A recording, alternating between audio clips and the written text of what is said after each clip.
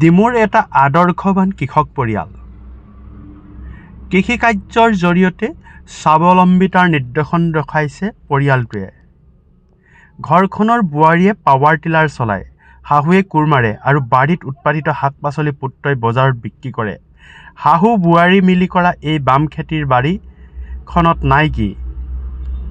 বন্ধাকবি, ফুলকবি, ব্ৰকলি, বিলাহী, মটৰ, জাতিলাও, নেমুকে আদি কৰি প্ৰতিটো পাচলিৰ খেতি কৰে পৰিয়ালটোৱে।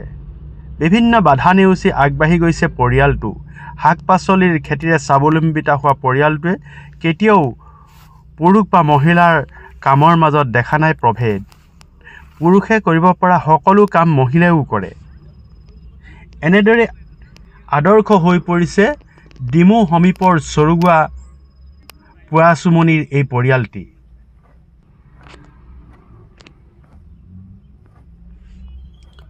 থলুৱা জাতৰ ছাগলী আৰু গৰু পুহিও বহু টকা উপাৰ্জন কৰে পৰিয়ালটোৱে। চাওক কেনেদৰে পুৱাৰ পৰাই আচলতে গোটেই পৰিয়ালটো নিজৰ কৃষি কাৰ্যত ব্যস্ত হৈ পৰিছে। এক কথাত ক'বলৈ গ'লে পথাৰ আমাৰ বজাৰ আমাৰ বুলি মাত্ৰ শ্লোগান দি থাকিলেই নহ'ব। আচলতে এই পৰিয়ালটোৰ দৰে হাতে কামে লাগিব আমি সকলো। এই পৰিয়ালটোত যেনেকৈ কোনোৱে হাতে কামে লাগিছে, যাৰ বাবে আচলতে পথাৰখন নিজেই ৰাখিছে আৰু নিজৰ ঘৰৰ সদস্যই আচলতে বজাৰলৈ ইয়াৰ উৎপাদিত সামগ্ৰী লৈ আহিছে। আৰু এনেধৰণেই পথাৰ আমাৰ বজাৰ আমাৰ যি শ্লোগান, সেই শ্লোগান আচলতে সাৰ্থক হ'বলৈ গৈ আছে আৰু এয়া আমাৰ কাৰণে এক উদাহৰণ হ'ব পাৰে। আপোনাক এতিয়া দেখিছোঁ নিজে পাৱাৰ টিলাৰ চলাই খেতি পথাৰত খেতি কৰা। কিমান দিনৰ পৰা আপুনি চলাই বা কি খেতি কৰে গোটেই কথাখিনি? মোৰ এতিয়া অহা 12 বছৰ হ'ল। তেতিয়ানো পৰাই মই খেতিত লাগি আছোঁ মাহঁতৰ লগত, ভাইটিহঁতৰ লগত আৰু এওঁলোকৰ লগতো কৰি আছোঁ সকলোখিনি। আমাৰ কাৰেণ্টৰ সুবিধাটো নাই। কাৰেণ্টৰ সুবিধাটো থাকিলে আমি বহুতখিনি কিবাকিবি কৰিব পাৰিলোঁ হয়। তথাপিতো আমি এতিয়া কৰি আছোঁ ওলকবি, ফুলকবি, বন্ধাকবি, বেঙেনা, জলকীয়া, আলু এনেকৈ সকলোখিনি আছে আৰু লগতে আমাৰ গৰুও আছে, ছাগলী আছে। আমি সকলোখিনি এনেকৈ পাম খেতি কৰি আছোঁ আৰু। এতিয়া আপোনালোকে অলপ দিনৰ আগতে শিল বৰষুণ হৈছিলে, তাত আপোনালোকৰ কিমান ক্ষয়ক্ষতি হৈছে? আমাৰ এতিয়া বহুতখিনিয়ে ক্ষতি হৈছে।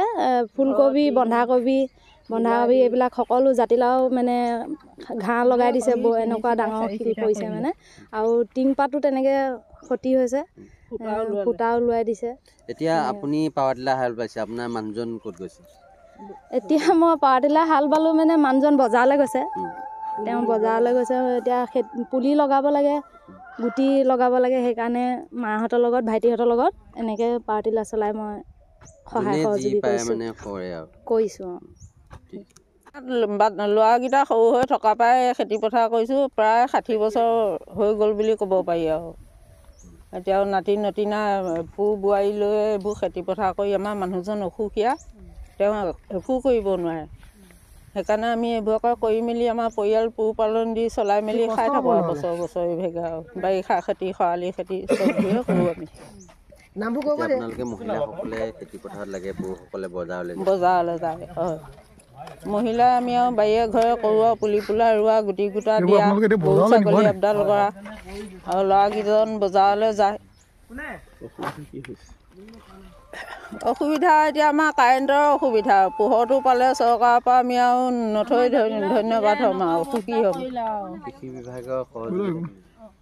কৃষি বিভাগে যদি দয়া কৰি দিয়ে আৰু কিবাকিনি দিব পাৰিব। তেওঁলোকে এতিয়া মেচিন কিবাকিনি দিম বুলি কৈছে। এইটো পানী তলৰ পৰা ওলোৱা পুলিবোৰত দিয়াটো মেচিনটোৰ নাম পাহৰিলোৱে নহয়।